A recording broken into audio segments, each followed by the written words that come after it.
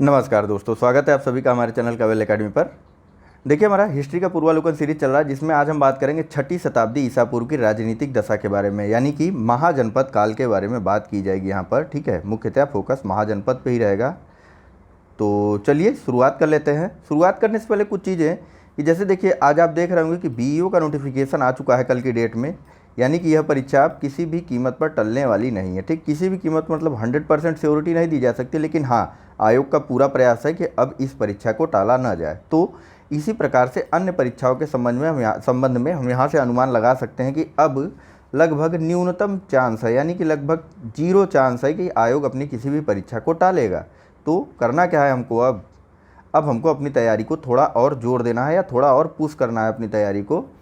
तो इसके लिए देखिए हम करते क्या है कि देखिए, हिस्ट्री का लेक्चर तो थोड़ा बड़ा है, हिस्ट्री सब्जेक्ट, तो इसमें टाइम लग सकता है, लेकिन बाकी अन्य 2 विषय जो जिन पर डिस्कशन चल रहा है, जैसे कि ज्योग्राफी का पूर्वावलोकन की बात चल रही है और पॉलिटी के पूर्वावलोकन का सीरीज चल रहा है, इन दोनों सीरीज को हम ख़त्म कर लेंगे आने वाले 15 दिनों के अंदर अंदर हर हाल में।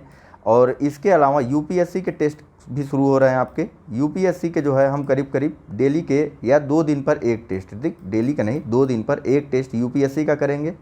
ठीक है, यूपीएससी आईएएस की परीक्षाओं के लिए 2 दिन पर एक टेस्ट इसका कंप्लीट करेंगे। इसके अलावा यूपी पीसीएस का जो टेस्ट सीरीज चल रहा है, यह बीच बीच में रुक जा रहा है, लेकिन अब यह रुकेगा नहीं, अब यह लगातार चलेगा। ठीक, और साथ ही साथ इन 15 दिनों में हम एक और चीज़ करेंगे कि जो हमारा डिस्कशन चल रहा है यूपीएससी के सॉल्व पेपर का, इसको भी अब पूरी तरीके से कंप्लीट करने का प्रयास किया जाएगा कि विद इन टाइम यह ख़त्म हो जाए। और इसके अलावा आरओ एआरओ 2016 का घटना चक्र का जो हिंदी वाला पार्ट चल रहा है, उसे भी अब कंटिन्यू किया जाएगा। तो चलिए, काफ़ी ज़्यादा सूचना हो गई आज के लिए आपके पास। ठीक है, तो चलिए शुरुआत कर लेते हैं, सीधा प्रश्नों की तरफ चलते हैं, क्योंकि प्रश्नोत्तर के माध्यम से ही चर्चा होती है। प्रश्नों की तरफ चलने से पहले एक और चीज़ कि जो मित्र नए हैं वह हमारे चैनल को सब्सक्राइब कर ले और साथ ही साथ बेल आइकन के निशान को भी जरूर दबा लें। ठीक, चलिए प्रश्नों की तरफ चलने से पहले कुछ चीज़ें देखिए, बात कर लेते हैं महाजनपद स्थलों के बारे में और उनकी राजधानियों के बारे में और इनके वर्तमान स्थान के बारे में, यानी कि वर्तमान ये कहाँ पर हैं। ठीक है, तो मैं रिकमेंड करूँगा कि आप जो है अपने गूगल में जाइए और वहाँ पर एक महाजनपद काल का मैप जो है सर्च करके डाउनलोड कर लीजिए। ठीक है, हालांकि यह बुक ज़रूर से ज़रूर आप परचेस करिएगा। ठीक है, बिना बुक परचेस किए मत काम करिएगा। बुक परचेस करते ही आपको जो है 3 तरीके से लाभ होगा। कैसे कैसे, एक तो आप वीडियो से इस लेक्चर को कंप्लीट कर रहे हैं, साथ ही साथ बुक के माध्यम से इसका रिवीजन कर ले रहे हैं और फिर से आप वीडियो देख रहे हैं, तो विद इन टाइम आपका लगभग 3 बार रिवीजन हो जाएगा। ठीक है, 3 बार रिवीजन का मतलब जान रहे हैं ना कितना ज़्यादा हो जाएगा तैयारी आपका। बाकी जैसी आपकी इच्छा हो, हाँ, चैनल को सब्सक्राइब भी ज़रूर करिएगा भाई और लाइक करते चलिए।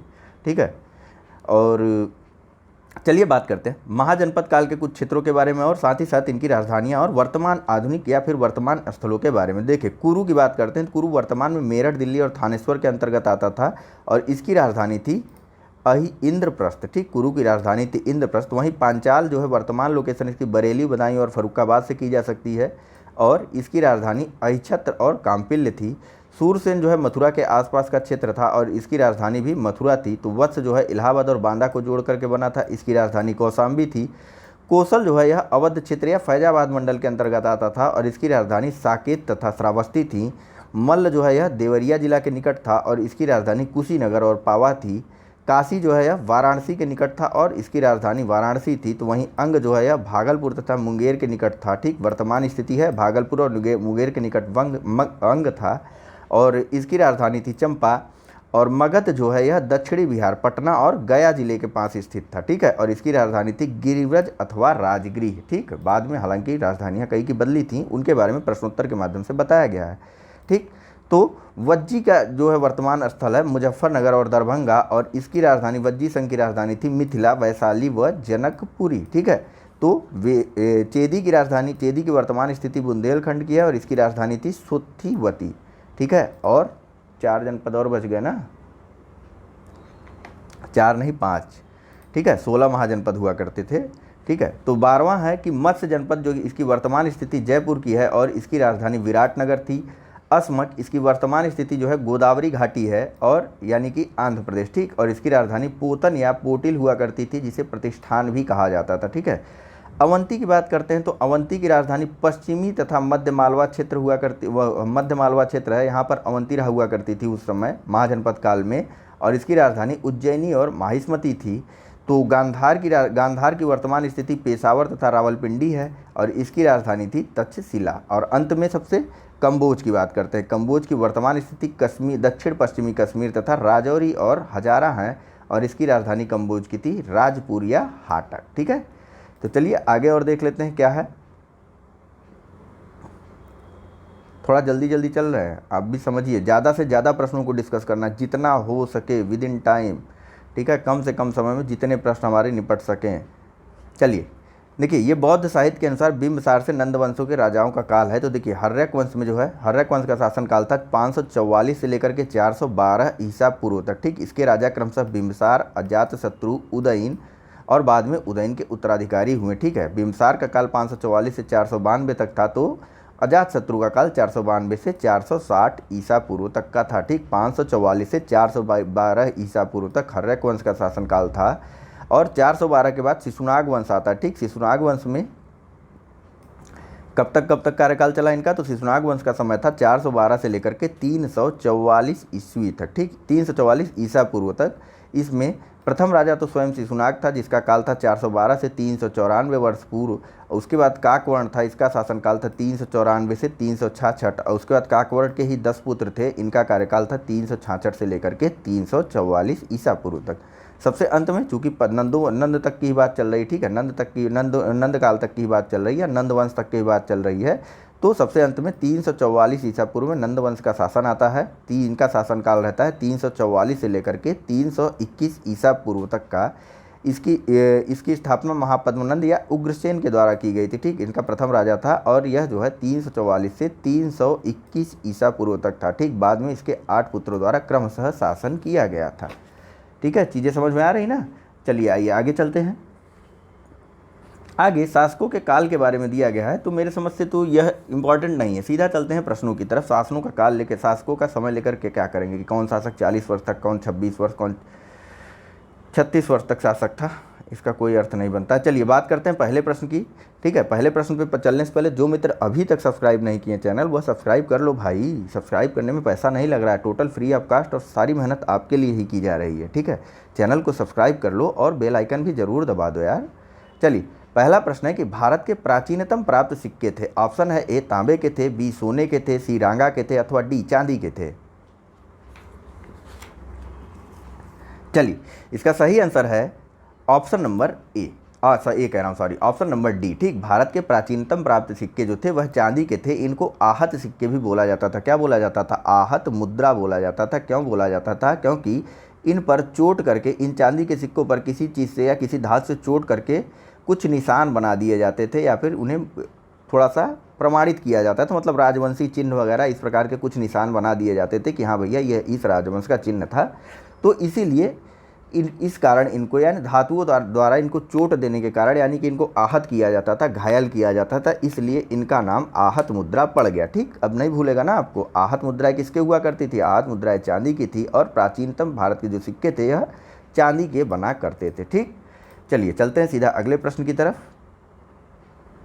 तो अगला, अच्छा वैसे तांबे के सिक्कों को क्या बोला जाता था? तांबे के सिक्कों को बोला जाता था जीतल। इसके बारे में भी बात हो चुकी है हमारे पिछले लेक्चर में ही। ठीक है, इल्तुतमिश द्वारा चालू किए गए थे। ठीक, आइए बताइए यहाँ पर भारत के प्राचीनतम प्राप्त, ये देखिए यहाँ पर सेकंड नंबर है कि निम्नलिखित में से कौन सा सही सुमेलित है। इसके बारे में तो बात हो चुकी ना। ऑप्शन है ए अंग चंपा, बी कोसल अहिछत्र, सी वत्स कौशाम्बी अथवा डी मत्स्य विराटनगर। आपको बताना है राजधानियाँ कौन सी हैं और कौन सी सही सुमेलित नहीं है। ठीक है, देखिए पंचमार्क सिक्कों को, आहत सिक्कों को ही पंचमार्क सिक्के भी बोला जाता था। ठीक है, चलिए यहाँ बताइए। तो देखिए इसका जो है सही आंसर है ऑप्शन नंबर बी। ठीक, यह सुमेलित नहीं है। कोसल की राजधानी अहिछत्र नहीं थी। अहिछत्र जो है यह पांचाल की राजधानी थी। अगर पर्टिकुलर बात करें तो अहिछत्र जो है यह उत्तरी पांचाल की राजधानी थी। अहिछत्र किसकी राजधानी थी? उत्तरी पांचाल की राजधानी थी अहिछत्र। तो वहीं कौशल की राजधानी तब क्या थी? भैया कौशल की राजधानी बताया गया ना आपको, सारी राजधानियाँ इसीलिए शुरू में ही बता दी गई। यहाँ पर भी जानते चलिए, ऐसा नहीं कि यहाँ नहीं बताना है। कौशल की राजधानी थी श्रावस्ती या साकेत, श्रावस्ती या साकेत। ठीक है, बाकी अन्य सभी राजधानियाँ सही सुमेलित है। अंग की राजधानी चंपा थी और वत्स की राजधानी कौशाम्बी।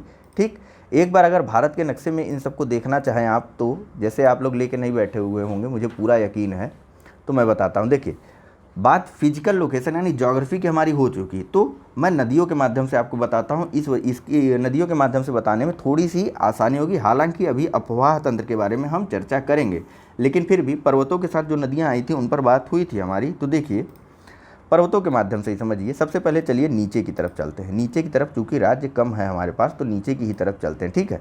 यहाँ पर देखिए, यहाँ पर आपको बताया गया था कि सतपुड़ा की श्रेणियाँ हैं, ठीक, सतपुड़ा की श्रेणियाँ हैं। तो सतपुड़ा की श्रेणियाँ ही मान लीजिए, नर्मदा छोड़ दीजिए, ठीक है, यहीं से नर्मदा नदी बहती, यह भी आपको बताया गया था। सतपुड़ा श्रेणियों के उत्तर में नर्मदा है और दक्षिण में तापी बह रही है, ठीक है।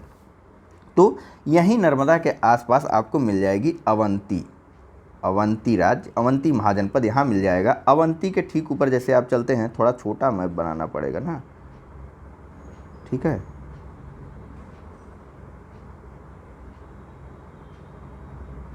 अब इसे आप सीरियस होकर मत ले लीजिएगा कि भैया भारत का नक्शा ऐसे कैसे हो गया, ठीक है। अवंती यहाँ मिल जाएगा आपको। अवंती के जब ऊपर चलेंगे, वो ऊपर जाने का मतलब जानते हैं ना, बताया गया है आपको ज्योग्राफी के लेक्चर में कि ऊपर जाने का मतलब होता है उत्तर दिशा की तरफ। तो अवंती के थोड़ा सा उत्तर और पश्चिम, पश्चिम किधर है, इधर पश्चिम है, इधर पूर्व है, ठीक। तो देखिए, पश्चिम पूर्व अगर बार बार भूलता हो तो आप जब भी देखते हैं तो पूर्वोत्तर राज्य यह आप गिनते हैं, ठीक है। पूर्वोत्तर राज्य जब आपसे पूछा जाता है तो आप सीधे असम और अरुणाचल प्रदेश और नागालैंड की तरफ जाते हैं। तो यहीं से आप ध्यान कर लीजिए करिए कि पूर्व यह होगा, पश्चिम यह होगा। बॉम्बे आपके पश्चिम में पड़ता है और पूर्व आपके उत्तर दिशा में पड़ेगा, ठीक है। कन्फर्म हो गया ना।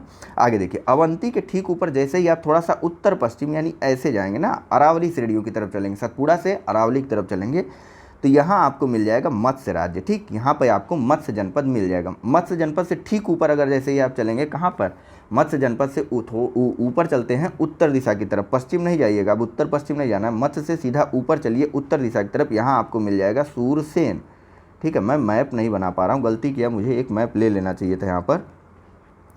तो सूरसेन मिल गया, सूरसेन तक हम लोग पहुंच गए, ठीक है। अवंती यहाँ मिल गया हमको, आपको।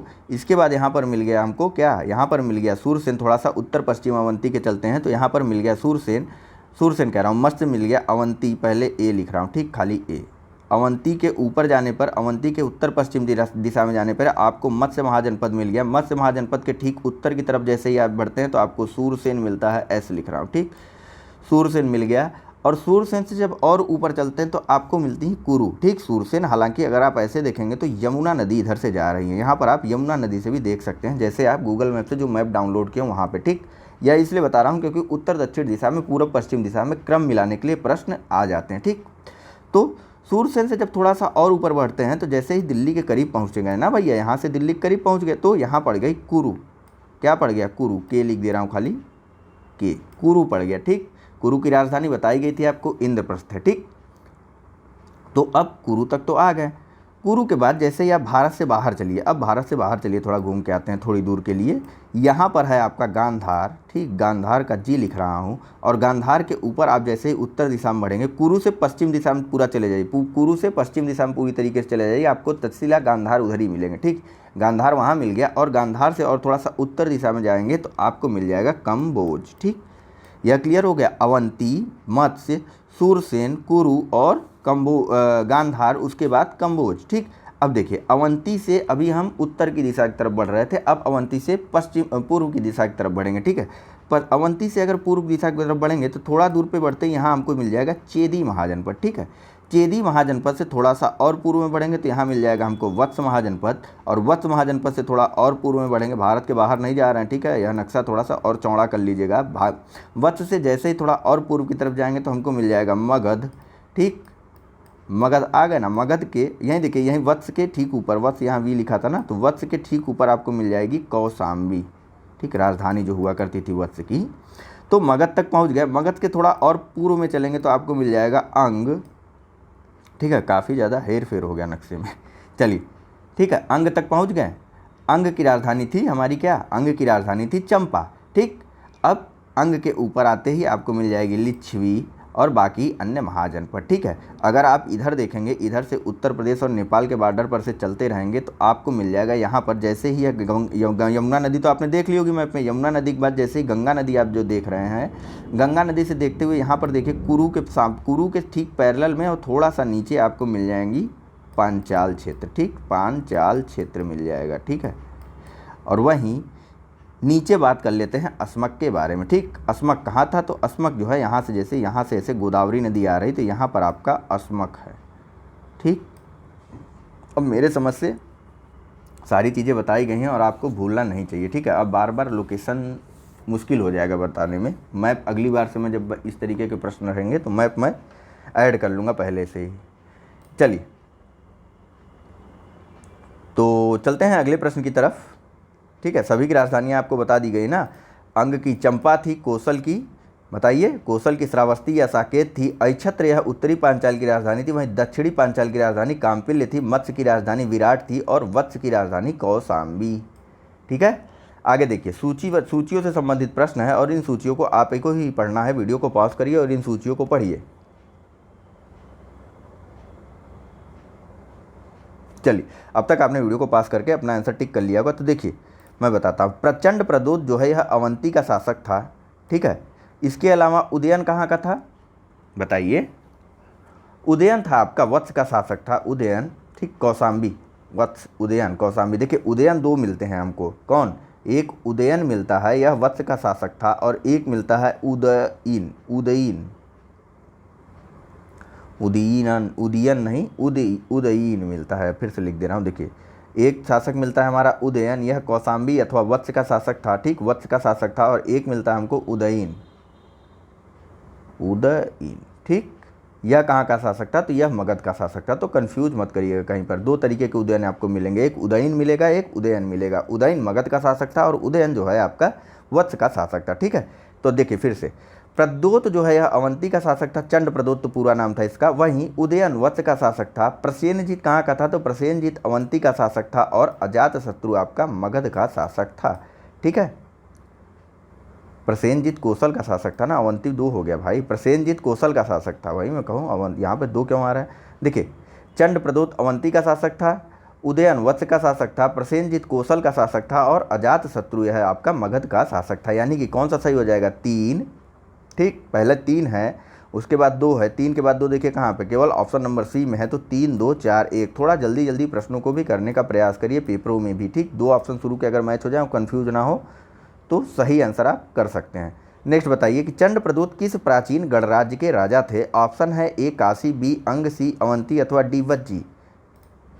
चलिए, अभी भी बात हुआ, चंड प्रदोत जो है यह अवंती के शासक थे। यह देखिए मगध नरेश बिंबिसार का मित्र भी था। ठीक, हर्यकवंशी शासक जो मगध का था, उस बिंबिसार उसका मित्र था, और बिंबिसार ने एक बार इसको पांडु रोग, ठीक, पेपरों में आपको पांडु रोग मिलेगा, वास्तव में पांडु रोग को ही कहते हैं एनीमिया, खून की कमी वाला रोग। ठीक, पांडु रोग के इलाज के लिए अपने राज वैद्य को, या फिर एनीमिया के इलाज के लिए अपने राज वैद्य जीवक को भेजा था। ठीक है, जीवक किसका राज वैद्य था? जीवक, महाजनपद काल में जीवक किसका चिकित्सक या राजवैद्य था? तो यह था बिंबसार का। ठीक है, बिंबसार का। इसी को जो है बिंबसार ने जो है चंड प्रदोत के इलाज के लिए अवंती एक बार भेजा था।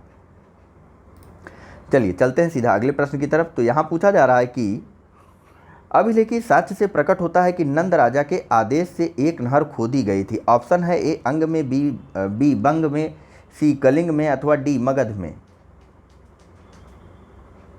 चलिए, इसका सही आंसर है ऑप्शन नंबर सी, कलिंग में। देखिए, नंदराज तो थे कौन? नंदराज महापद्मनंद जो थे, महापद्म नंद थे, इनके द्वारा जो है कलिंग विजय के बाद, हाँ, कलिंग से जो है एक जिनसेन की मूर्ति उठाकर लेके चले गए। कलिंग से लड़ाई की इन्होंने और कलिंग को जीत लिया। तो यह क्या किया, वहाँ पर एक जिनसेन की मूर्ति थी, इसको उठा करके पहली चीज़ तो ये अपने साथ मगध ले गए, और साथ ही साथ इन्होंने कलिंग में एक नहर भी खुदवाई थी। ठीक है, सिंचाई व्यवस्था के लिए इनके द्वारा कलिंग में एक नहर भी खुदवाई गई थी। और इन सब का प्रमाण जो है अभिलेखी साक्ष्य की जिसकी बात की जा रही है, यह अभिलेखी साक्ष्य जो है खारवेल का हाथी गुम्फा जो अभिलेख है, खारवेल का हाथी गुम्फा अभिलेख है, इससे प्रमाणित होता है। खारवेल का हाथी गुम्फा अभिलेख। ठीक है, खारवेल के हाथी गुम्फा अभिलेख में इस बारे में चर्चा की गई है कि कलिंग नरेश जो है वो जो है आते हैं महापद्मनंद, इनके द्वारा कलिंग में जो है एक नहर खुदवाई जाती है, और साथ ही साथ जो है यह जो है जिनसेन की एक मूर्ति भी अपने साथ उठा ले गए थे। ठीक है, चलिए, कलिंग नहीं मगध के राजा थे यह। नेक्स्ट बताइए कि उज्जैन का प्राचीन काल में नाम क्या था? ऑप्शन है ए तक्षशिला, बी इंद्रप्रस्थ, सी अवंतिका अथवा डी इनमें से कोई नहीं।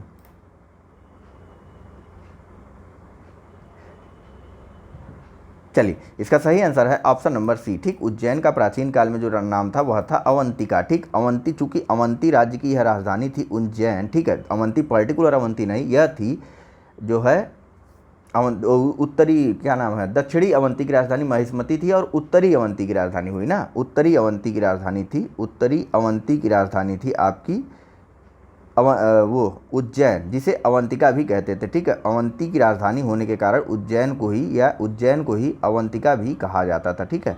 अवंती राज्य की राजधानी होने के कारण उज्जैन को ही अवंतिका कहा जाता था। वहीं दक्षिणी अवंती की राजधानी की अगर बात करें तो दक्षिणी अवंती की राजधानी थी माहिष्मती, ठीक है। वहाँ से याद कर लीजिए, बाहुबली पिक्चर से, ठीक। माहिष्मती जो है किसकी राजधानी थी, माहिष्मती जो है या दक्षिणी अवंती की राजधानी थी, ठीक है। चलिए चलते हैं सीधा अगले प्रश्न की तरफ। यानी कि अवंती राज्य की दो राजधानियां हो गई ना, एक तो माहिष्मती और दूसरी अवंती, ठीक। उत्तरी अवंती की राजधानी जिसमें कि वह थी उज्जैन थी और दक्षिणी अवंती की राजधानी माहिष्मती थी, ठीक है। नेक्स्ट बताइए, मैप देख करके आपको बताना है कि कौन सा कहाँ पर है, ए बी सी डी की जगह क्या आएगा, बताइए। सबके बारे में बताया गया है। यह जो है सतपुड़ा की श्रेणी जा रही है, या यूँ कहें कि यह नर्मदा नदी बह रही है और इधर से यह गंगा नदी आई हुई है। चलिए देखिए, बताया तो मैंने कि जैसे नीचे से चला करिए, नीचे से देखिए, नीचे से आपको थोड़ा आसानी होगी। बी पे क्या आएगा, बी पे आपका अवंती आ जाएगा। नर्मदा नदी के ठीक उत्तर में अवंती थी, तो देखिए दूसरे नंबर पे कहाँ अवंती है, तो दूसरे नंबर पे अवंती दो जगह मिल रही है हमको, कहाँ, एक तो ऑप्शन नंबर सी में और दूसरे ऑप्शन नंबर बी में। तो अवंती के ठीक ऊपर मैंने बताया था, थोड़ा सा दक्षिण पश्चिम में आपको मिल जाएगा मत्स्य, ठीक। मत्स्य के ऊपर सूरसेन है, ठीक। तो मत्स्य कहाँ है, ए पे मत्स्य यहाँ है, यहाँ तो सूरसेन है, तो कौन सा सही है, ऑप्शन नंबर सी सही है। मत्स्य अवंती वत्स अंग, ये देखिए इसके पूर्व में थोड़ा सा वत्स है और इसके पूर्व में अंग है। अंग की राजधानी चंपा हुआ करती थी और इन दोनों के बीच में एक और राज्य पड़ेगा, वह था महाजनपद पड़ेगा, वह महाजनपद का नाम होगा चेदी, ठीक, चेदी वत्स। चलिए चलते हैं सीधा अगले प्रश्न की तरफ। तो यहाँ पूछा जा रहा है कि प्राचीन नगर जो महाभारत और महाभाष्य दोनों में उल्लिखित हैं, ऑप्शन है ए मध्यमिका या फिर नगरी, बी करकोट या फिर सी विराट नगर या बैराट, अथवा डी रैढ़।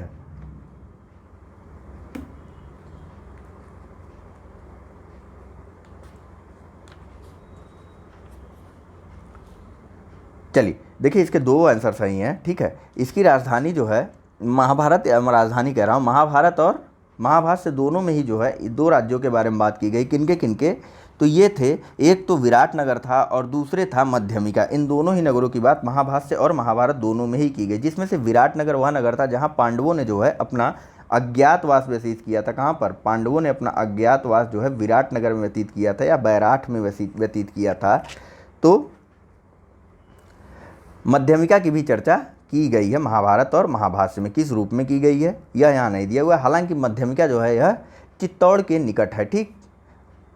चलिए थोड़ा यहाँ देखिए, अगर आपको राजधानियाँ फिर से बता दूँ तो देखिए, मत्स्य की राजधानी क्या थी, मत्स्य जो है, मत्स्य की राजधानी विराट नगर थी, ठीक। यह विराट नगर मत्स्य जनपद की राजधानी थी। जो मत्स्य जो है यह जयपुर में है, ठीक। वहीं अवंती महाजनपद की राजधानी क्या थी, तो उत्तरी अवंती की राजधानी उज्जैनी थी और दक्षिणी अवंती की राजधानी माहिष्मती थी। और इसके अलावा वत्स जनपद की बात करें तो वत्स महाजनपद जो है इसकी राजधानी कौशाम्बी थी। और जो है क्या है, एक और जनपद था हमारा, कौन सा था, अंग महाजनपद, ठीक। अंग महाजनपद की राजधानी थी चंपा, ठीक है।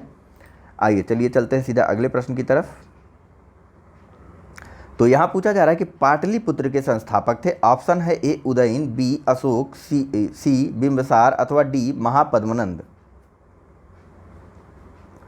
चलिए इसका सही आंसर है ऑप्शन नंबर ए, उदयन के द्वारा जो है पाटलिपुत्र की स्थापना करके अपना राजधानी यहाँ से वहाँ ट्रांसफर कर लिया गया था, ठीक है। उदयन किसका पुत्र था, तो उदयन मगध शासक अजातशत्रु का पुत्र था, अजातशत्रु का पुत्र था राजा उदयन। इसके द्वारा जो है एक नया नगर बसाया गया था, कहाँ, गंगा और सोन नदी के बीच बचे एक टापू पर एक नया किले का निर्माण किया गया। गंगा प्लस सोन नदी के बीच में एक नए नगर का निर्माण किया गया था जिसका नाम पाटलिपुत्र था। क्या था, पाटलिपुत्र था।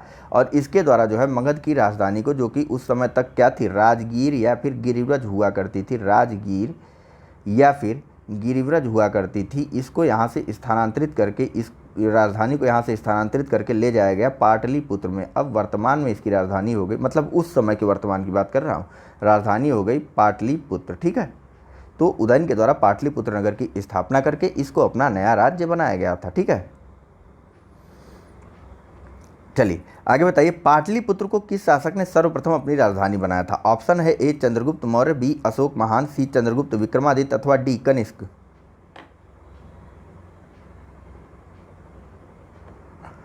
चलिए सही आंसर है इसका ऑप्शन नंबर ए। ठीक, देखिए चूंकि यहाँ पर उदयन की बात नहीं की जा रही, हमको ऑप्शन ऐसे फाइंड आउट करना है जैसे यहाँ पर उदयन नहीं दिया हुआ। ठीक, कहीं पर भी किसी भी ऑप्शन में अगर वह ऑप्शन सही आंसर ना दिया हो, उसके बाद की चीज़ें दी हुई, तो वहाँ पे आपको उसके बाद वाले को टिक करना चाहिए, वही सही माना जाता है। क्योंकि मल्टीपल चॉइस क्वेश्चन का सीधा मकसद यही होता है और सीधे सीधे आपको ऊपर नोटिस में दिया होता है कि दिए गए विकल्पों में से ही आपको चुनना है। तो दिए गए विकल्पों में से ही आपको सही आंसर बताना रहता है। यह नहीं कि आपको पता है क्या सही है और वहाँ पर आप उसे छोड़ दें या बाईकाट मार के चले आना। नहीं भैया, ऐसा कुछ नहीं करना है। आपको लगे कि यह आंसर ही गलत है, जो मर्जी वो लगा दो, आंसर तो बराबर मिल रहा है, नहीं, ऐसा नहीं करना है। पहले के बाद दूसरा, दूसरे के बाद तीसरा, तीसरे के बाद चौथा, चौथे के बाद ऐसे ही एंड सो ऑन करते हुए आपको क्रम में लगाना है। ठीक है, तो देखिए पाटलिपुत्र जो है ना, शिशुनाग वंश, नंद वंश और मर वंश की भी राजधानी था। ठीक है, तो चंद्रगुप्त मौर्य जो है या पाटलिपुत्र, चंद्रगुप्त मौर्य को इस ऑप्शन के अनुसार चंद्रगुप्त मौर्य ने पाटलिपुत्र को अपनी राजधानी सबसे पहले बनाया था। इन सबसे पहले की बात हो रही, हालांकि इनके द्वारा इसकी राजधानी ही नहीं थी। चलिए अगला प्रश्न देखिए कि निम्नलिखित में से किस राजा ने पाटलिपुत्र बसाया था? ऑप्शन है ए शिशुनाग, बी बिंबिसार, सी अजातशत्रु अथवा डी उदयन। चलिए कई बार बात हुई, इसका सही आंसर है ऑप्शन नंबर डी, उदयन द्वारा जो है पाटलिपुत्र को बसाया गया और इसे अपनी राजधानी बनाई गई। नेक्स्ट बताइए, किस शासक द्वारा सर्वप्रथम पाटलिपुत्र का राजधानी के रूप में चयन किया गया? ऑप्शन है A Ajatashatru, B Kalashoka, C Udayin अथवा डी कनिष्क। सही answer option number C Udayin. ठीक है, नेक्स्ट बताइए कि उदयन वासवदत्ता की दंत कथा किससे संबंधित है? यह बताइए आप। ऑप्शन है ए उज्जैन से, बी मथुरा से, सी माहिष्मति से अथवा डी कौशाम्बी से। खेल गया ना एग्जाम बना, आप यह तो कह सकते हैं यह उदयन से संबंधित है, लेकिन किस राज्य से संबंधित है यह बताइए। चलिए यह संबंधित है, उज्जैन राज्य से संबंधित है उदयन वासवदत्ता की कथा। ठीक है, हुआ क्या था कि उदयन जो है उस समय जो है वहाँ पर बंधक बना हुआ था। कहाँ पर? उज्जैन राज्य में बंधक बना हुआ था। ठीक है, तो फिर हुआ क्या बताइए। यहाँ पर जो उदयन राज्य का नरेश था या शासक था, उसकी पुत्री से इसका प्रेम हो जाता है जिसका नाम था वासवदत्ता, और इसी के संबंध में यह पूरी कहानी और यह पूरी कथा है। ठीक है, इस कथा को लिखा किसने था? तो इस कथा को लिखा था महाकवि भास जी के द्वारा। यह कथा लिखी गई थी, यह दंत कथा लिखी गई थी, और इस कथा या नाटक का नाम क्या था? इस नाटक का नाम था स्वप्न वासवदत्ता। ठीक है, स्वप्न वासवदत्ता महाकवि भास द्वारा लिखी गई एक दंत कथा, जिसमें उदयन और वासवदत्ता की प्रेम कथा का वर्णन किया गया है। उदयन जो है उज्जैन में उस समय बंधक बना हुआ था और इसको प्रेम जो होता है वासवदत्ता से हो जाता है, जो कि पुत्री थी अवंती नरेश। बताइए, अवंती नरेश चंड प्रद्योत की या प्रद्योत की पुत्री थी। ठीक है, सारी चीज़ें क्लियर चलती चल रही ना दिमाग में, कहीं भी इधर उधर नहीं होना चाहिए। देखिए अगला बताइए, प्रथम मगध साम्राज्य का उत्कर्ष किस शताब्दी में हुआ था? ऑप्शन है ए ईसापुर चौथी शताब्दी, बी ईसापुर छठी शताब्दी अथवा सी ईसापुर दूसरी शताब्दी, अन्यथा डी ईसापुर पहली शताब्दी। चलिए इसका सही आंसर है ऑप्शन नंबर बी। ठीक, ईसापुर छठी शताब्दी में ही प्रथम मगध साम्राज्य का उत्कर्ष हुआ था। बात ही चल रही हमारी छठी शताब्दी ईसापुर की राजनीतिक दशा और दिशा के बारे में। ठीक है, तो देखिए बिंबिसार जो है इसको जो है इसका वास्तविक संस्थापक माना जाता है। किसका? मगध साम्राज्य का वास्तविक संस्थापक बिंबिसार को ही माना जाता है। ठीक है, हालांकि यह हर्य कुल से संबद्ध था। ठीक, चलिए अगला प्रश्न देखिए, यहाँ पूछा जा रहा है कि निम्नलिखित में से कौन सा एक ईसापुर छठी शताब्दी में प्रारंभ में भारत का सर्वाधिक शक्तिशाली नगर था? ऑप्शन है ए गांधार, बी कंबोज, सी काशी अथवा डी मगध।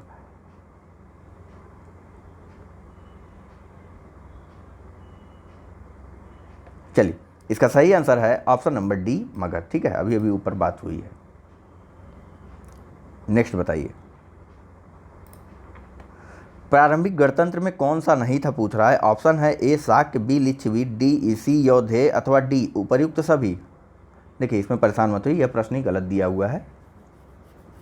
ठीक है, वास्तव में यहाँ पे होना चाहिए था कौन सा था। ठीक, और उपर्युक्त सभी तब यहाँ पर सही होता, लेकिन उन्होंने पूछ लिया कौन सा नहीं था, जबकि यह तीनों यानी कि शाक्य, लिच्छवी और यौधेय, यह तीनों ही प्रारंभिक समय से ही गणतंत्र थे। ठीक है, गणतंत्र थे।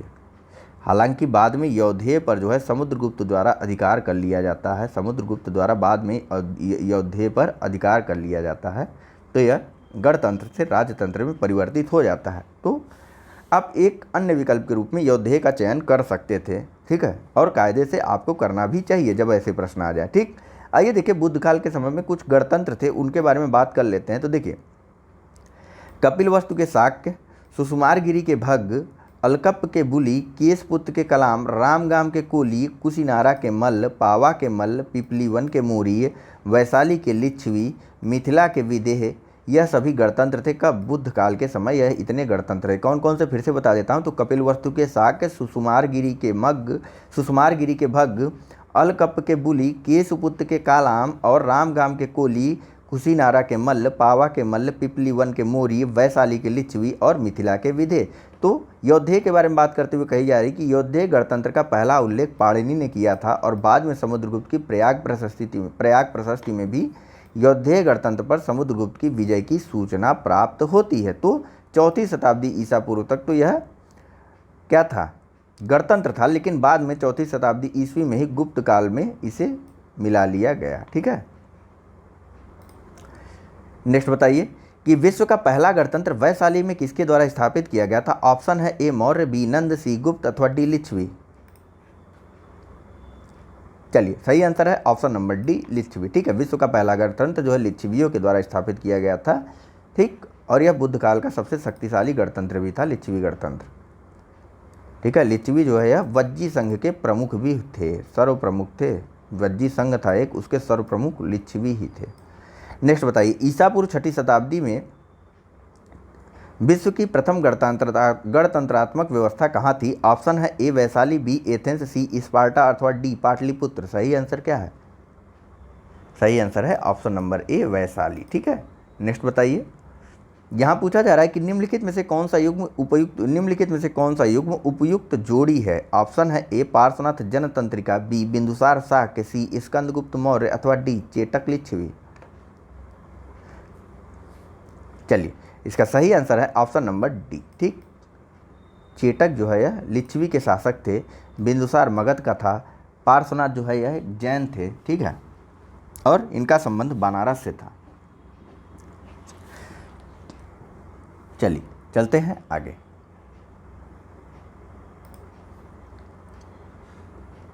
देखिए, यहाँ कुछ इन्फॉर्मेशन है कि राजा चेटक ने जो है लिच्छवी गणराज राजा चेटक जो है यह लिच्छवी गणराज्य के राजा थे और इन्हीं की पुत्री यानी कि राजा चेटक की पुत्री चेलना का विवाह मगध नरेश बिंबिसार से हुआ था। ठीक है, राजा चेटक की पुत्री चेलना का विवाह मगध नरेश बिंबिसार से हुआ था। ठीक है,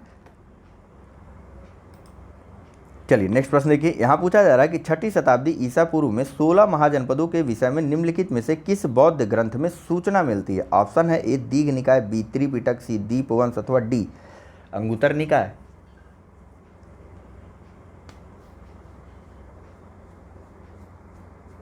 चलिए, सही आंसर है ऑप्शन नंबर डी अंगुत्तर निकाय। ठीक है, जैन ग्रंथ कौन सा था? चलिए पहले अंगुत्तर निकाय की बात करें, जैन ग्रंथ आते ही वहाँ पर भी बात कर ली जाएगी। ठीक है, 6वीं शताब्दी ईसा पूर्व में 16 महाजनपदों का उल्लेख जो है बौद्ध ग्रंथ अंगुत्तर निकाय में हुआ है। ठीक है, कौन कौन से वे 16 महाजनपद थे इनके बारे में भी जान लीजिए। हालांकि बताया गया है आपको, लेकिन फिर से देख लीजिए, यह आवश्यक है कि आपको याद हो जाए। ठीक है, तो जो 16 महाजनपद अंगुत्तर निकाय में लिखे हुए थे 6वीं शताब्दी ईसा पूर्व के, उनके नाम क्रमशः अंग, मगध, काशी, कोसल, वज्जी, मल्ल, चेदी, वत्स, कुरु, पांचाल, मत्स्य, सूरसेन, अस्मक, अवंती, गांधार और कंबोज थे। ठीक, कौन कौन से? अंग, मगध, काशी, कौशल, वज्जी, मल्ल, चेदी, वत्स, कुरु, पांचाल, मत्स्य, सूरसेन, अस्मक, अवंती, गांधार और कंबोज। साथ ही साथ जैन ग्रंथ भगवती सूत्र में 16 महाजनपदों की भी बात की गई। ठीक है, बौद्ध ग्रंथ अंगुत्तर निकाय और जैन ग्रंथ भगवती सूत्र में 16 महाजनपदों की बात की गई है। चलिए वहीं पाणिनि के, चलिए यहाँ बता दूंगा तो कन्फ्यूजन और बढ़ जाएगी। नेक्स्ट देखिए, 16 महाजनपदों की सूची उपलब्ध है। ऑप्शन है ए महाभारत में, बी अंगुत्तर निकाय में, सी छांदोग्य उपनिषद में अथवा डी संयुक्त निकाय में। चलिए, सही आंसर है ऑप्शन नंबर बी अंगुत्तर निकाय। ठीक, 16 महाजनपदों की सूची जो है बौद्ध ग्रंथ अंगुत्तर निकाय तथा जैन ग्रंथ भगवती सूत्र में दी हुई है। नेक्स्ट बताइए कि निम्न में से कौन एक बौद्ध ग्रंथ 16 महाजनपदों का उल्लेख करता है। ऑप्शन है ए अंगुत्तर निकाय, बी, चलिए इसका ऑप्शन पढ़ने का अर्थ नहीं बनता है कोई, टाइम ही जाएगा। सही आंसर है ऑप्शन नंबर ए अंगुत्तर निकाय बौद्ध ग्रंथ में 16 महाजनपदों की सूची है।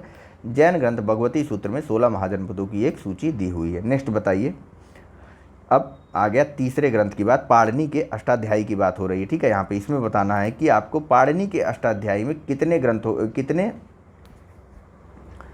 महाजनपदों के बारे में बात की गई जिनका उल्लेख उन 16 जनपदों में है जो बौद्ध साहित्य में भी हैं। ठीक है, कायदे से यह पूछा जा रहा है कि महाजनपद युग के 16 जनपदों के नाम बौद्ध साहित्य में प्रायः उल्लिखित मिलते हैं और निम्नलिखित में से किन जनपदों के नाम पाणिनि की अष्टाध्यायी में भी उल्लिखित है। ठीक है, मतलब यह पूछ रहा है कि उन 16 जनपदों में से किनका किनका उल्लेख पाणिनि की अष्टाध्यायी में भी है, यह बताना है आपको।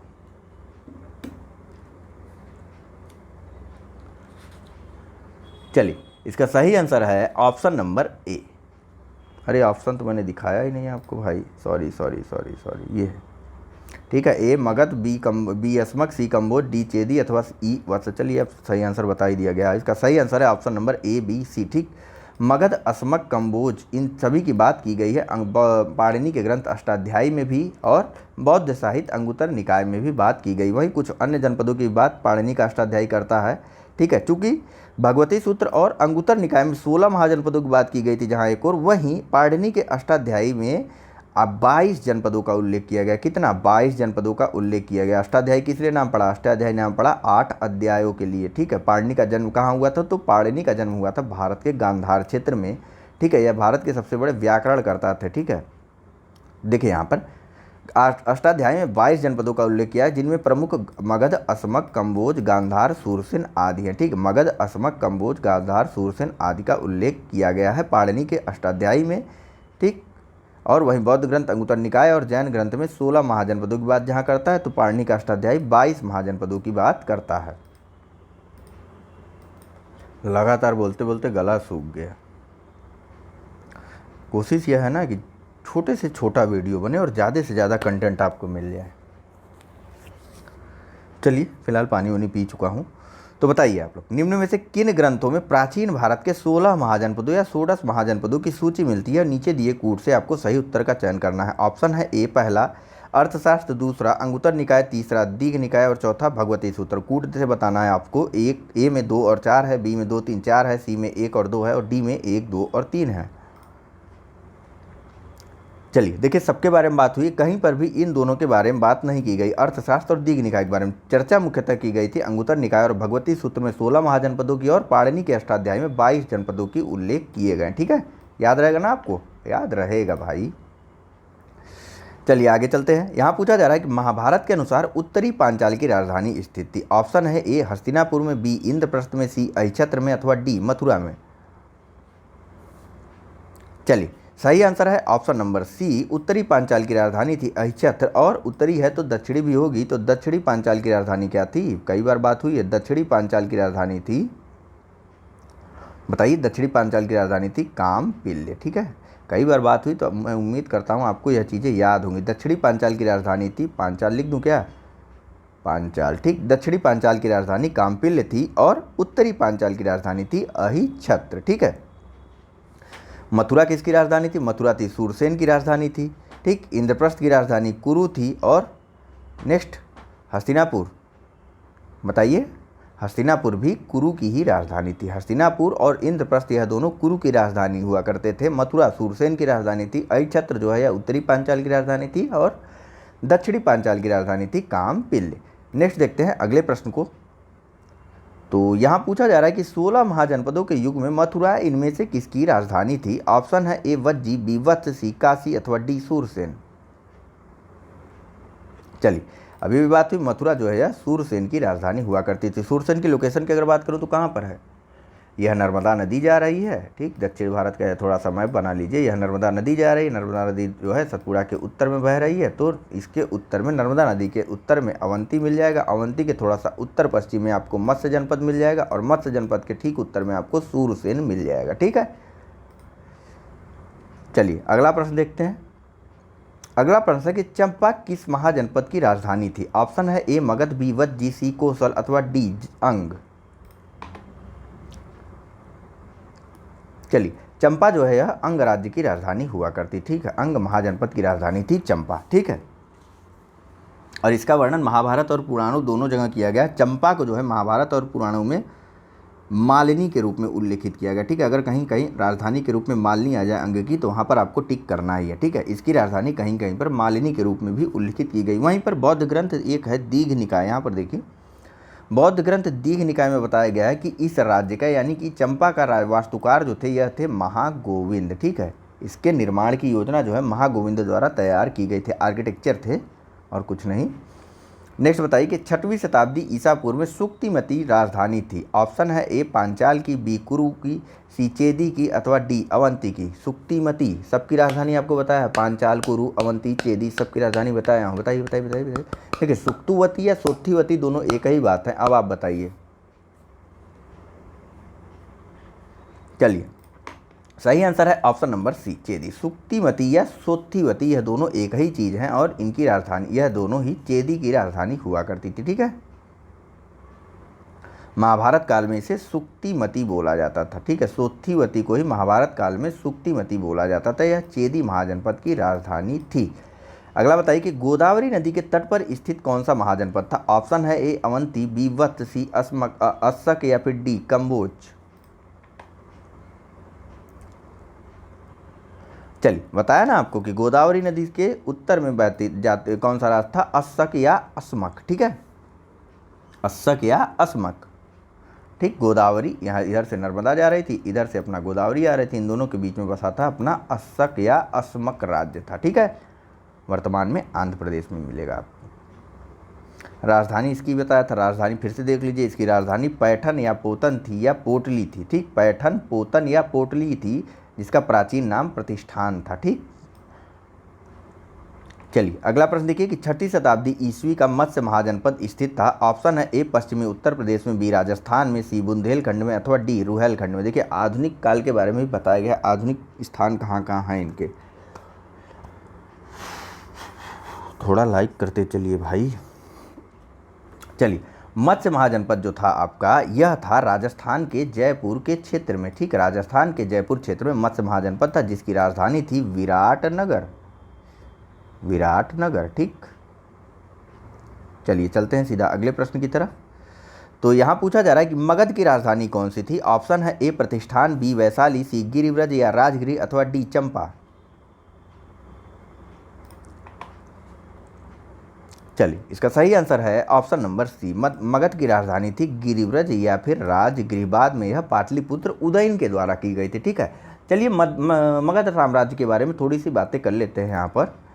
देखिए मगध का जो है पुराणों में बताया गया कि मगध का स्थापना या मगध पर पहला शासन करने वाला राजवंश था बृहदत्त। क्या नाम था इसका, बृहदरथ, ठीक है। कहीं कहीं बृहदरथ भी मिलता है, ठीक है। मगध पर शासन करने वाला यह पहला राजवंश था, ठीक है। और इसका पुत्र था जरासंध, ठीक है। जरासंध इसी का पुत्र था, जरासंध इसी का पुत्र था, ठीक है। और जरासंध ने ही जो है गिरिव्रज या राजगिरी को अपनी राजधानी बनाई थी। गिरिव्रज या राजगिरी को अपनी राजधानी जरासंध के द्वारा ही बनाई गई थी, ठीक है। तो फिर बात आ जाती बौद्ध ग्रंथों में। तो बौद्ध ग्रंथों में बिंबिसार को मगध साम्राज्य का सबसे प्रतापी शासक बताया गया था। इसके बारे में चर्चा हो चुकी है। यही इसका वास्तविक संस्थापक माना जाता है। वास्तविक संस्थापक मगध साम्राज्य का माना जाता है कौन, बिंबिसार, ठीक है। और यह किस वंश से संबंधित था बिंबिसार, बिंबिसार संबंधित था हर्यक वंश का, ठीक। इसके बाद जो है बिंबिसार के बाद इसका पुत्र बनता है अजातशत्रु। इसके द्वारा अपने पिता को मार दिया गया था, हत्या कर दी गई और खुद शासक बन गया अजातशत्रु। तो जब बाप को मारोगे तो बेटा भी तो तुमको मारेगा, जैसी करनी वैसी भरनी। अजातशत्रु को मार दिया उदयन ने और फिर यह शासक बन गया मगध का। और इसने अपनी राजधानी गिरिव्रज या मगध की राजधानी को गिरिव्रज या राजगिरी से आगे बढ़ा करके पाटलिपुत्र बना ली, ठीक। एक नया नगर बताया और उसी को अपनी राजधानी बना ली, ठीक है। सारी चीज़ें क्लियर करते चलिए, बाद में मत कहिएगा कि यह छूट गया। तो देखिए नेक्स्ट प्रश्न है कि मगध की प्रारंभिक राजधानी कौन सी थी। ऑप्शन है ए पाटलिपुत्र, बी वैशाली, सी राजगिरी या गिरिव्रज अथवा डी चंपा। अब प्रारंभिक राजधानी दोनों दे दिया, ठीक। तो इसका सही आंसर है ऑप्शन नंबर सी राजगिरी या गिरिव्रज जो है यह मगध की प्रारंभिक राजधानी थी। बाद में जो है पाटलिपुत्र इसकी राजधानी बनती है। नेक्स्ट बताइए कि निम्नलिखित में से कौन एक मगध साम्राज्य की राजधानी नहीं रहा है। ऑप्शन है ए गिरिव्रज, बी राजगृह, सी पाटलिपुत्र अथवा डी कौशाम्बी। चलिए सही आंसर क्या है? सही आंसर है ऑप्शन नंबर डी, कौशाम्बी जो है कभी भी मगध साम्राज्य की राजधानी नहीं रहा है, यह वत्स जनपद की राजधानी था। ठीक है। नेक्स्ट बताइए कि प्राचीन श्रावस्ती का नगर विन्यास किस आकृति का था। ऑप्शन है ए वृत्ताकार, बी अर्धचंद्राकार, सी त्रिभुजाकार अथवा डी आयताकार। चलिए इसका सही आंसर है ऑप्शन नंबर बी। ठीक, प्राचीन श्रावस्ती का नगर विन्यास था अर्धचंद्राकार। ठीक, अर्धचंद्राकार रूप में इसको बसाया गया था श्रावस्ती को। ठीक है, वर्तमान में इसको जो है श्रावस्ती ही कहा जाता है। ठीक है, हालांकि श्रावस्ती बाद में नाम पड़ा इसका, लेकिन श्रावस्ती के पहले इसका जो नाम था वह था सहेत और महेत। सहेत महेत इसका नाम था, जिसकी खोज अलेक्जेंडर कनिंघम के द्वारा 1861 में गोंडा के निकट यह क्षेत्र पड़ता है। ठीक है, गोंडा के निकट स्थित सहेत महेत की पहचान वत्स के रूप में की गई थी। किसके द्वारा? श्रावस्ती के रूप में की गई थी, अलेक्जेंडर कनिंघम जी के द्वारा। ठीक है, बाद में इसका नाम फिर से श्रावस्ती ही रख दिया गया। आइए अगला प्रश्न देखिए। यहाँ पूछा जा रहा है कि मगध के किस प्रारंभिक शासक ने राज्यारोहण के लिए या फिर राजा बनने के लिए अपने पिता की हत्या की एवं स्वयं इसी कारणवश अपने पुत्र द्वारा मारा गया। चलिए ऑप्शन आपके पास दो ही हैं, ए बिम्बसार, बी अजातशत्रु। दोनों ऑप्शन आप बताइए। उदयन और नागदशक भी हैं, सी और डी। चलिए सही आंसर है ऑप्शन नंबर बी। ठीक, अजातशत्रु ने बिम्बसार को मारा, बिम्बसार को मार दिया उदयन ने। ठीक है, खाली राजा बनने के लिए पिता की हत्या कर दी गई। चलिए अगला प्रश्न देखिए कि अजातशत्रु के वंश का क्या नाम था। ऑप्शन है A Maurya, B Haryanka, C Nanda अथवा डी गुप्त। सही answer option number B, Ajatashatru जो है बिम्बसार का पुत्र था और यह बिम्बसार के बारे में कई बार बात की गई, यह हर्यक वंश का था। ठीक है, नेक्स्ट बताइए राजकुमार जो अपने पिता की मृत्यु के लिए उत्तरदायी था। ऑप्शन है ए अजातशत्रु, बी चंद्रप्रदोत, सी प्रसेनजीत अथवा डी उदयन। उदयन है, उदयन नहीं है। सही आंसर ऑप्शन नंबर ए। ठीक, अजातशत्रु द्वारा जो है अपने पिता की हत्या कर दी गई थी, फिर इसके बेटे ने इसकी हत्या कर दी। ठीक है, नेक्स्ट बताइए किसने मगध साम्राज्य में वज्जीगढ़ संघ को हराकर आत्मसात किया। ऑप्शन है ए चंद्रगुप्त मौर्य, बी अशोक, सी महापद्मनंद अथवा डी अजातशत्रु।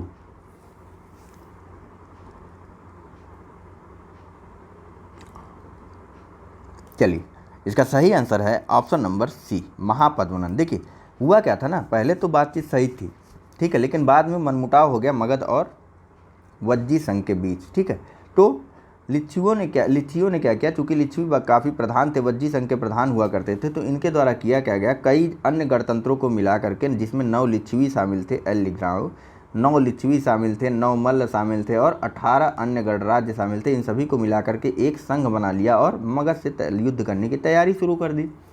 लेकिन महापद्म था वो चालाक, इसने क्या किया कि पहले तो अपने चारों तरफ एक बढ़िया सा दुर्ग बनवा लिया, उसके बाद अपने एक महामंत्री को यहाँ भेजता है जिसका नाम था वत्सकार। इसके द्वारा किया क्या गया, इसके द्वारा इन सब में फूट डाल दी गई, सब अब अलग अलग हो गए, फिर से एकत्र हुए थे बाद की बात है, अब सब अलग अलग हो गए। अब जब सब अलग अलग हो गए तो महापद बनने के लिए इन्हें जीतना आसान हो गया। इसके द्वारा इन्हें आक्रमण करके इनके पूरे क्षेत्र को हरा करके अपने भूभाग में शामिल कर लिया गया, इनके पूरे क्षेत्र को ही। ठीक है, चलिए आगे देखते हैं। यहाँ पूछा जा रहा है कि मालवा क्षेत्र पर मगध की सत्ता का विस्तार निम्न में से किसके शासन काल में हुआ था। ऑप्शन है ए बिम्बसार के, बी अजातशत्रु के, सी उदयभद्र के अथवा डी शिशुनाग के।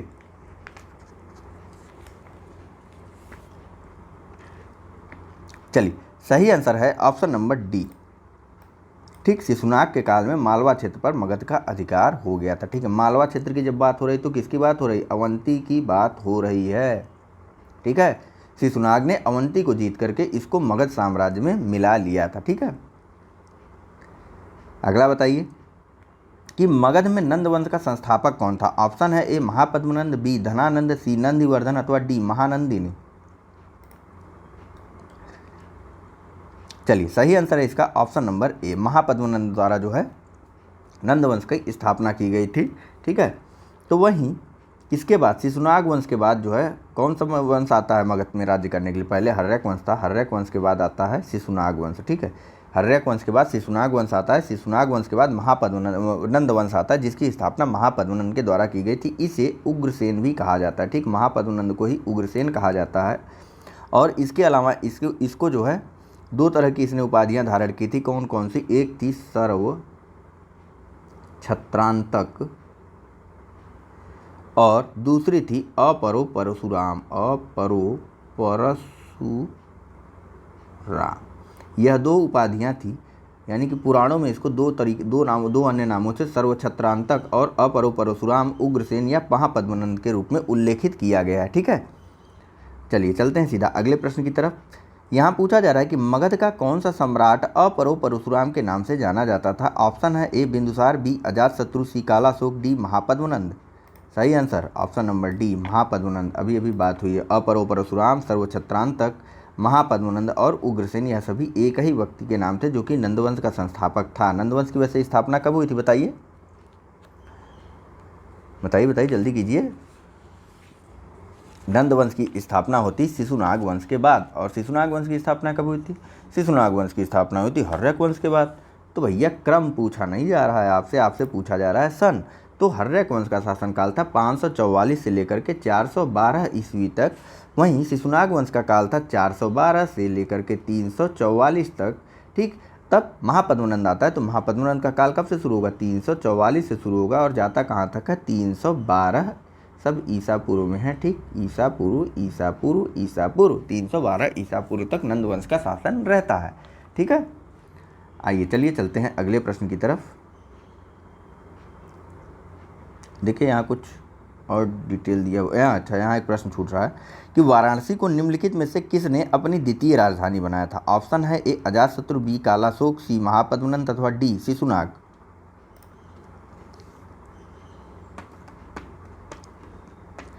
चलिए इसके बारे में एक कहानी कही गई है यहाँ पे। आइए उस कहानी या उस तथ्य को जानते हैं अच्छे से। देखिए 6ठी शताब्दी ईसा पूर्व में वाराणसी जो है यह काशी की राजधानी हुआ करती थी, ठीक है। लेकिन हर्यक वंश के शासक जो थे बिंबिसार, इन्होंने कौशल नरेश प्रसेनजीत की बहन महाकोसला के साथ विवाह करके दहेज के रूप में वाराणसी को प्राप्त कर लिया, ठीक है।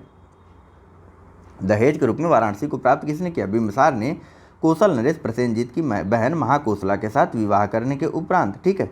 और इसी प्रकार अजातशत्रु के समय में प्रसेनजीत ने अपनी पुत्री वाजिरा का विवाह कर दिया अजातशत्रु से, ठीक। अजातशत्रु से जो है प्रसेनजीत ने अपनी पुत्री वाजिरा का विवाह किया था और प्रसेनजीत ने ही अपनी बहन का विवाह बिंबिसार से किया था, ठीक है। तो जब अजातशत्रु से इसका विवाह हो गया, इसकी पुत्री का, प्रसेनजीत की पुत्री का, तो इन्होंने जैसे ही विवाह किया अजातशत्रु से, उसके बाद काशी के ऊपर उसका अधिकार भी स्वीकार कर लिया अजातशत्रु का, ठीक। कालांतर में शिशुनाग ने जब गिरिव्रज को अपनी राजधानी बनाई थी, ठीक है, गिरिव्रज को अपनी राजधानी शिशुनाग ने बनाई थी, तो इसकी दूसरी राजधानी वैशाली को बनाया गया था, ठीक है।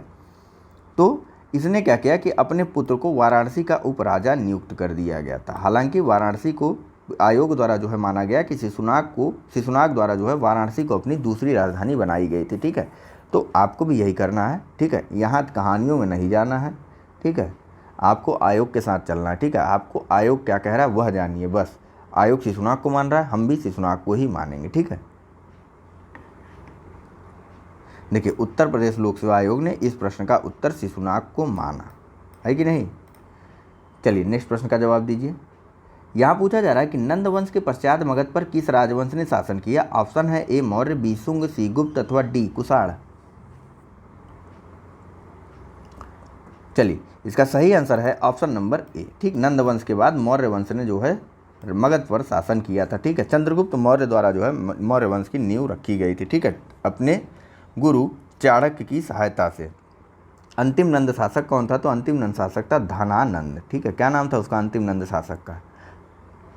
बताया ना, धनानंद, ठीक है।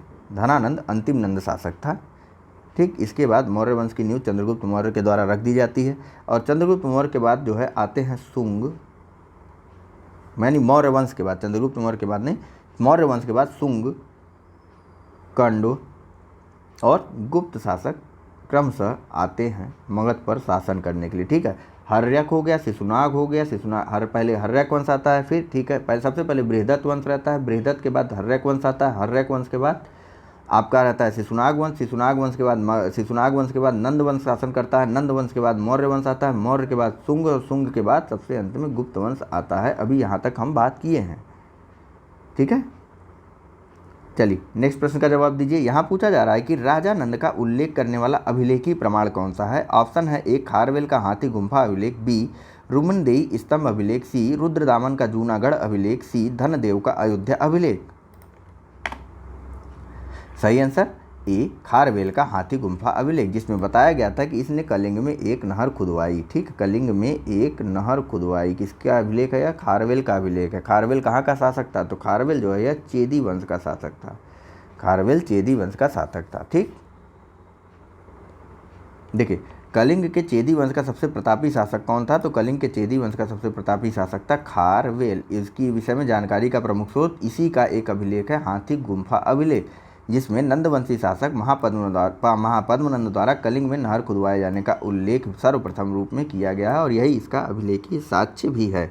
और साथ ही साथ नहरों के बारे में जानकारी देने वाला भी यह प्रथम अभिलेखीय साक्ष्य है। ठीक है, नहरों के बारे में प्रथम जानकारी देने वाला अभिलेखीय साक्ष्य कौन सा है? तो वह है खारवेल का हाथी गुम्फा अभिलेख। नेक्स्ट प्रश्न बताइए कि निम्नलिखित मगध राजवंशों को कालानुक्रम में व्यवस्थित करना है आपको। ऑप्शन है पहला नंद वंश, दूसरा शुंग वंश, तीसरा मौर्य वंश और चौथा हर्यक वंश। कूट दिया हुआ है, इनको आपको पढ़ना है क्योंकि मैं पढ़ूंगा तो कन्फ्यूजन हो जाएगी। चलिए सही आंसर ऐसे बताता हूँ। सबसे पहले हर्यक वंश। हर्यक वंश के बाद कौन सा वंश आता है बताइए? हर्यक वंश के बाद आता है आपका नंद वंश। नंद वंश के बाद कौन सा वंश आता है? नंद वंश के बाद आता है, बताइए, नंद वंश के बाद मौर्य वंश आता है और मौर्य वंश के बाद शुंग वंश आता है। बीच का जो वंश बचता है वह है शिशुनाग वंश। ठीक, शिशुनाग वंश किसके बीच में आता है? शिशुनाग वंश आता है हर्यक और नंद वंश के बीच में शिशुनाग वंश था। ठीक, हर्यक वंश, शिशुनाग वंश, नंद वंश, मौर्य वंश, शुंग वंश, कंड वंश और गुप्त वंश। ठीक है, सब कुछ याद रहना चाहिए। तो सही आंसर क्या होगा? सही आंसर है इसका ऑप्शन नंबर बी 4 1 3 2, यानी कि हर्यक वंश, नंद वंश, मौर्य वंश और शुंग वंश। ठीक है, चलिए चलते हैं सीधा अगले प्रश्न की तरफ। हाँ, इनका काल एक बार फिर से आप देख लीजिए, समय क्या क्या था। तो हर्यक वंश का 544 से 412, नंद वंश का जो है 344 से 321, मौर्य वंश का था 321 से लेकर के 184 ईसा पूर्व तक का, वहीं शुंग वंश का था 184 ईसा पूर्व से लेकर के 75 ईसा पूर्व तक का समय था। ठीक है, बीच में पड़ता है शिशुनाग वंश, जिसका काल यहीं से घटा लीजिए, 412 से लेकर के 344 आएगा, है कि नहीं। चलिए चलते हैं अगले प्रश्न की तरफ। यहाँ कथन और कारण के रूप में दिया हुआ है और कथन ए है कि विश्व के सभी भागों में, दो कथन दिए हुए, आपको बताना है कौन सा सही है और कौन सा गलत है इन ऑप्शंस के माध्यम से। ठीक है, पहला है कि विश्व के सभी भागों में ईसा पूर्व 6ठी शताब्दी एक महान धार्मिक उथल पुथल का काल था। और ऑप्शन बी है कि वैदिक धर्म बहुत जटिल हो चुका था। बताना है आपको ऑप्शन ए में कि दोनों ए और बी सही है, गलत है।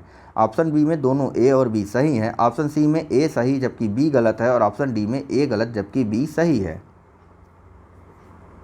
चलिए सही आंसर है आपका ऑप्शन नंबर बी, दोनों ही कथन सही हैं। देखिए भारत में जिस प्रकार से 6वीं शताब्दी में आंदोलन हुए तो इसके बारे में चर्चा की जा चुकी। बुद्ध, जैन, भागवत और शाक्त और अन्य कई संप्रदायों के माध्यम से इसके बारे में चर्चा की जा चुकी। वहीं भारत के अलावा चीन, यूनान और साथ ही साथ ईरान में भी इस तरीके के आंदोलन जो है चल रहे थे। जैसे चीन में कन्फ्यूशियस था, ईरान में जरथुस्ट्र और यूनान में पाइथागोरस थे। ठीक है, इनके द्वारा जो है पुरातन मान्यताओं को चुनौती दी गई थी। पुरातन मान्यताओं को इन सब के द्वारा चुनौती दी गई थी। जैसे चीन की बात करें तो चीन में थे कन्फ्यूशियस,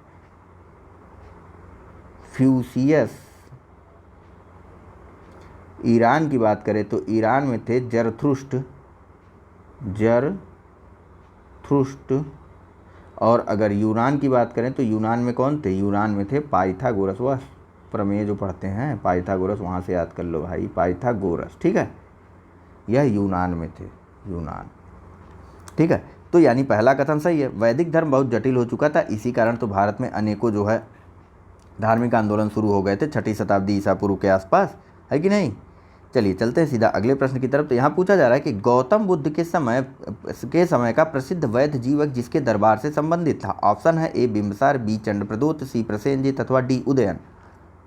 चलिए इसके बारे में बात हो चुकी है। इसका सही आंसर है ऑप्शन नंबर ए, बिंबिसार से यह संबंधित था। इसी का यह राजवैद्य था जिसके द्वारा जो है, जिसके कहने पर यानी बिंबिसार के कहने पर इसका वैद्य जीवक जो है जाता है चंद्रप्रदूत का इलाज करने, जिनको पांडु रोग या एनीमिया रोग हो गया था। ठीक है, अगला प्रश्न देखिए, यहाँ पूछा जा रहा है कालपी नगर किस नदी के तट पर स्थित है। ऑप्शन है ए गंगा, बी यमुना, सी नर्मदा अथवा डी कृष्णा।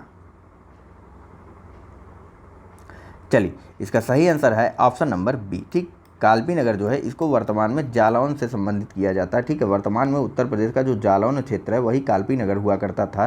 ठीक है, जो कि यमुना नदी के तट पर बसा हुआ है। ठीक, प्राचीन काल में कालपी को कालप्रिया कहा जाता था। क्या कहा जाता था? कालप्रिया कहा जाता था कालपी को, जो कि बाद में अपभ्रंश स्वरूप जो है क्या हो गया, कालप्रिया से कालपी हो गया। ठीक है, और यह नगर किसके द्वारा बसाया गया था? तो यह नगर जो है 4वीं सदी में राजा वसुदेव के द्वारा बसाया गया था। यह नगर वसुदेव के द्वारा 4वीं सदी ईसा पूर्व में इसे बसाया गया था। ठीक है, किसे? कालपी या फिर कालप्रिया नगर को। चलिए चलते हैं सीधा अगले प्रश्न की तरफ। यह सुमेलित करवाने वाला है, इसे आप सुमेलित करवाइए, जल्दी से पढ़िए वीडियो पॉज करके। चलिए ठीक है, अब तक आपने जो है अपना आंसर टिक कर लिया होगा। देखिए, कुरु की राजधानी की बात हो रही, तो कुरु की राजधानी थी इंद्रप्रस्थ या हस्तिनापुर। कहाँ है इंद्रप्रस्थ? ये है। ठीक, पांचाल की बात हो रही तो पांचाल, उत्तरी पांचाल की राजधानी क्या थी? अहिछत्र थी। ठीक है, पांचाल की 2 राजधानियाँ थी, अहिछत्र और बताइए दूसरी राजधानी कौन सी थी पांचाल की? यही बात गड़बड़ है कि नहीं? अहिछत्र और काम्पिल्य। ठीक है भैया, नेक्स्ट बताइए, कोसल की बात की जा रही। कोसल की राजधानी क्या हुआ करती थी? तो कोसल की राजधानी साकेत या श्रावस्ती थी। कोसल की राजधानी साकेत या श्रावस्ती थी। अब बचता है एक, और एक इधर भी, तो उसे टिक कर देते हैं। कौन सा बचता है? दिख नहीं रहा मुझे, कौशाम्बी बचा है ना, थोड़ा अंदर से चलते हैं। ये वत्स की राजधानी हो गई कौशाम्बी। ठीक है, सही आंसर कौन सा हो जाएगा? सही आंसर हो जाएगा ऑप्शन नंबर बी। ठीक, कुरु की राजधानी इंद्रप्रस्थ, पांचाल की राजधानी अहिछत्र, कोसल की राजधानी साकेत और वत्स की राजधानी कहाँ गई भाई? वत्स की राजधानी कौशाम्बी। ठीक है, यहाँ एक बार फिर से देख लीजिए। देखिए, कुरु की राजधानी इंद्रप्रस्थ, पांचाल की राजधानी अहिछत्र, कोसल की राजधानी साकेत और वत्स की राजधानी कौशाम्बी। नेक्स्ट बताइए, इस चैप्टर का अंतिम प्रश्न है यह। यहाँ पूछा जा रहा है कि निम्नलिखित में से कौन सा एक कथन प्राचीन भारत की श्रेणी व्यवस्था के बारे में असत्य है? असत्य पूछ रहा है। पहला है श्रेणी व्यापारियों और कारीगरों का एक संगठन थी। बी है कि उत्पादित वस्तुओं की गुणवत्ता और कीमत संबंधित श्रेणी द्वारा निर्धारित की जाती थी। और कथन सी है कि श्रेणी अपने सदस्यों के आचरण पर भी नियंत्रण रखा करती थी। और कथन ऑप्शन डी है कि श्रेणी व्यवस्था मात्र उत्तर भारत में प्रचलित थी। चलिए इसका सही आंसर है ऑप्शन नंबर डी। ठीक, यह गलत है, बाकी तीनों कथन ही सही है। श्रेणी जो है व्यापारियों और कारीगरों का, जैसे देखिए यह जूते बनाने वाले हैं तो इनकी अपनी एक अलग श्रेणी बन गई, या जो है चप्पल बनाने वाले हैं तो इनकी अपनी एक अलग श्रेणी बन गई। ऐसे ही बोल रहा हूँ, जूते चप्पल एक ही श्रेणी के लोग बनाएंगे, है ना।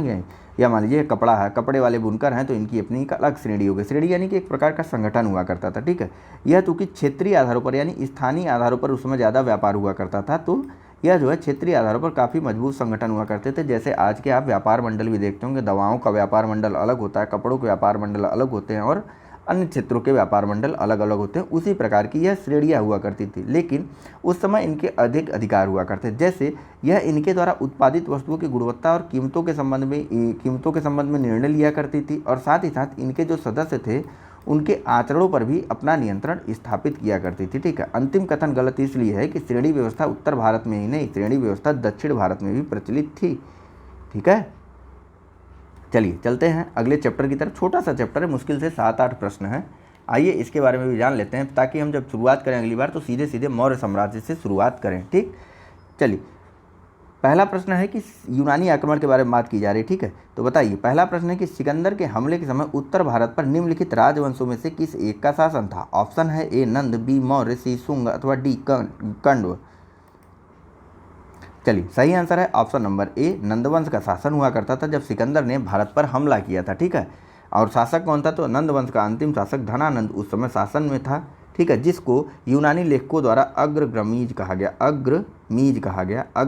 गया। धनानंद का नाम ही अग्रमीज हुआ करता था, इसको यूनानी लेखकों ने अग्रमीज कहा।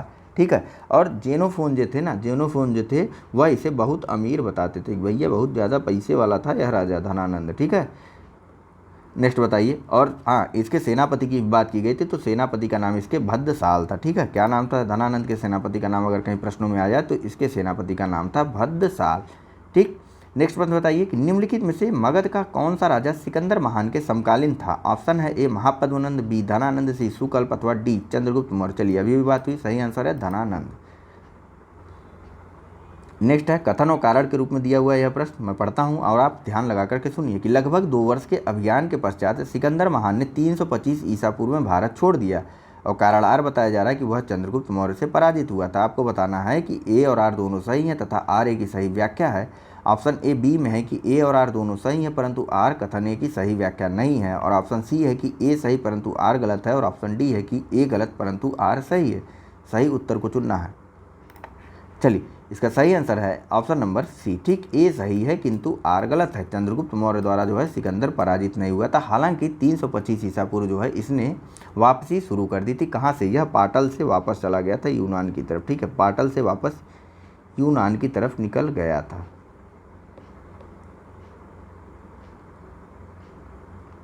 चलिए चिंता मत करिए, अगर कुछ चीज़ें छूटेंगी तो उसके बारे में भी चर्चा होती है हमारी।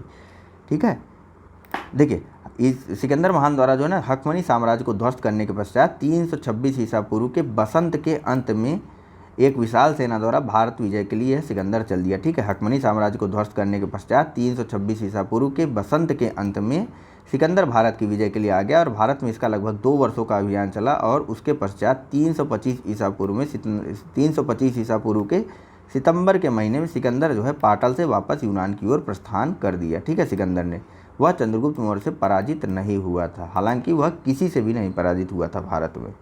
ठीक है, नेक्स्ट बताइए कि युद्ध भूमि में बड़ी संख्या में सैनिकों के मारे जाने अथवा आहत हो जाने के बाद किस भारतीय गढ़ अथवा राज्य की स्त्रियों ने सिकंदर के विरुद्ध शस्त्र धारण कर लिया था? ऑप्शन है ए अभिसार, बी ग्लौसाई, सी कठ या डी मत्सग। चलिए सही आंसर है इसका ऑप्शन नंबर डी मत्सग। ठीक है, देखिए मत्सग राज्य में ना काफ़ी ज़्यादा सिकंदर के द्वारा हत्याएं की गई। ठीक है, या यूँ कहें कि जब इनकी लड़ाई हुई सिकंदर की और अश्वक राज्य के लोगों की तो काफ़ी ज़्यादा पुरुष जो है मर गए, युद्ध में शहीद हो गए। तो वहाँ की स्त्रियों ने शस्त्र उठा लिए। सिकंदर द्वारा फिर भी दया की कोई की गुंजाइश नहीं रखी गई। इसके द्वारा इन स्त्रियों का भी काफ़ी बुरी तरीके से संहार किया गया। ठीक है, नेक्स्ट बताइए। मत्सग या अश्वक था ठीक इसका नाम। मत्सग इसकी राजधानी थी और अश्वक इसका नाम था। ठीक, जो राज्य था उसका नाम क्या था जिस पर सिकंदर ने आक्रमण किया था, उसका नाम था अश्वक। और यह एक सीमांत गढ़ राज्य था, यानी भारतीय सीमा जहाँ खत्म हो रही थी वहीं पर यह राज्य हुआ करता था। जैसे भारतीय सीमा यहाँ खत्म हो रही थी, यहाँ यह अश्वक राज्य था जिसकी राजधानी मत्सग थी। ठीक, नेक्स्ट बताइए कि भारत में सिकंदर की सफलता निम्न कारणों से थी। पहला, उस समय भारत में कोई केंद्रीय सत्ता नहीं थी। दूसरा, उसकी फौज बेहतर थी। तीसरा, उसे देशद्रोही शासकों से सहायता मिली। और चौथा, वह एक अच्छा प्रशासक था। बताइए नीचे कूट से कौन सा आंसर सही है? ऑप्शन ए है 1 तथा 2, बी है 1, 2 और 3, सी है 2, 3 तथा 4 अथवा डी उपर्युक्त सभी। चलिए सही आंसर है इसका यह वाला नहीं, बाकी 3 के तीनों सही है। देखिए भारत में उसमें लगभग 28 स्वतंत्र शक्तियाँ थी। कितनी? 28। तो केंद्रीय सत्ता का तो बात ही नहीं उठता है, सवाल ही नहीं है कि भारत में कोई केंद्रीय सत्ता थी। ठीक है, वहीं उसकी फौज जाहिर सी बात है बेहतर थी, इसमें कोई संदेह नहीं। ठीक है, वह उस समय की सर्वश्रेष्ठ सेना के साथ था सिकंदर। ठीक है, कहीं भी इसको हार नहीं मिली थी पूरे विश्व में। नेक्स्ट, देशद्रोही शासकों की सहायता मिली थी। बिल्कुल सही बात है, इसको सहायता दिया था आम्भी ने। ठीक है, आम्भी द्वारा इसको सहायता भी प्रदान की गई थी। यह जो है सदियों से भारत में परंपरा चली आ रही देशद्रोह की। नेक्स्ट बताइए कि उस वीर भारतीय राजा का नाम आपको बताना है जिसे सिकंदर ने झेलम के तट पर पराजित किया था। इन्हीं दो में से बता दीजिए। चलिए इसका सही आंसर है ऑप्शन नंबर बी पुरु या पोरस। ठीक है, आम्भी तो उसकी सहायता कर दिया था। यहाँ देखिए थोड़ा सा पोरस के बारे में जानते। देखिए पोरस और सिकंदर के बीच झेलम नदी के तट पर युद्ध हुआ जिसमें पोरस की वीरता से प्रभावित होकर सिकंदर ने उसे अपना मित्र बना लिया और उसे उसका राज्य वापस कर दिया। साथ ही साथ उस राज्य में कुछ और नए इलाके भी दे दिए। ठीक है, मतलब पहले इसका राज्य ये था जिसके लिए सिकंदर की लड़ाई हुई पोरस से। पोरस इसमें हार जाता है, लेकिन इसकी वीरता से प्रभावित होकर सिकंदर द्वारा जो है इसका राज्य तो वापस किया ही गया, साथ ही कुछ अन्य क्षेत्रों को भी इसके राज्य में या फिर इसको दे दिया गया कि भैया तुम इन क्षेत्रों को भी शासन देखो या फिर इन क्षेत्रों के भी राजा आज से तुम ही हो। मित्रता का उपहार। नेक्स्ट और आज के लेक्चर का अंतिम प्रश्न कि निम्नलिखित में से कौन सिकंदर के साथ भारत में नहीं आया था। ऑप्शन है ए निरियाकस, बी आनेसिक्रिटस, सी डाइमेकस अथवा डी अरिस्टोब्यूलस।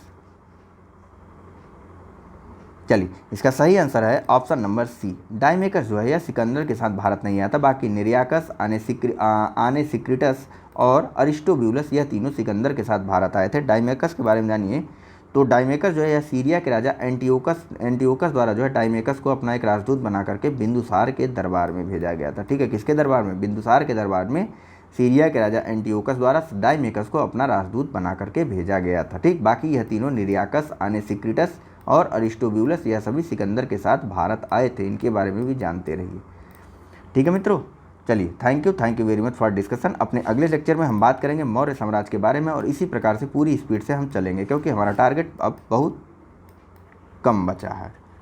ठीक है, पूरा प्रयास है जितना जल्दी से जल्दी हो सके आपको सब कुछ पढ़ा दिया जाए, कुछ भी छूटे ना। तो चलिए वीडियो को लाइक शेयर करना ना भूलिए और साथ ही साथ अपने अन्य मित्रों के साथ भी हमको बांटिए और हमारे चैनल को सब्सक्राइब जरूर कर लीजिए और बेल आइकन को दबाना मत भूलिए। चलिए thank you very much for discussion.